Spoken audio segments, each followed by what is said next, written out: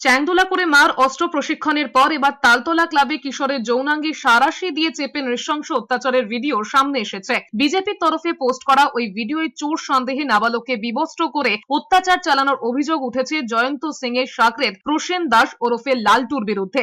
এই সরকার এই ধরনের গুন্ডা যারা এই ধরনের মহিলাদের উপর অত্যাচার করছে তাদেরকে বাঁচাবার চেষ্টা করছে এবং এক একটা জায়গায় এক একটা গুন্ডাকে দিয়ে দেওয়া হয়েছে, সিন্ডিকেটের মতো, জাগিরদারির মতো এক একটা জায়গা দিয়ে দেওয়া হয়েছে। মহিলাদের জন্য লড়েছিল, মানে সেটাও নাটক ছিল মুখ্যমন্ত্রী হওয়ার আগে।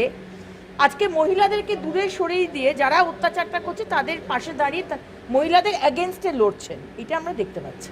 লক্ষ্মীর ভান্ডারে ১,১২০০ টাকা দিয়ে একদিকে মহিলাদের মুখ বন্ধ করা হচ্ছে, অন্যদিকে সালিশি সভার নামে মহিলাদের ওপর অত্যাচার চালাচ্ছে তৃণমূল। জয়ন্ত বাহিনী নির্যাতনের ভিডিও প্রকাশ্যে আসতেই এভাবে তৃণমূলকে আক্রমণ করেছেন বিজেপি নেত্রী লকেট চট্টোপাধ্যায়। এরা মহিলাদের প্রতি কোনো মান সম্মান কিচ্ছু নেই এরা লক্ষ্মীর ভান্ডার ১,০০০ টাকা ১,২০০ টাকা দিয়ে মহিলাদের মুখ বন্ধ করে রেখেছে।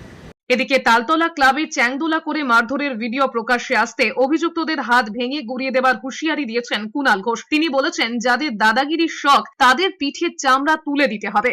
যারাই দাদাগিরি করছে তাদের পুলিশ গ্রেপ্তারের সঙ্গে ধারা দেওয়ার সঙ্গে সঙ্গে যাদের এই ছবিতে মারতে দেখা যাচ্ছে, পুলিশ যদি পাল্টা মেরে তাদের হাতও ভেঙে দেয়, পুলিশ কোনো অন্যায় করবে না।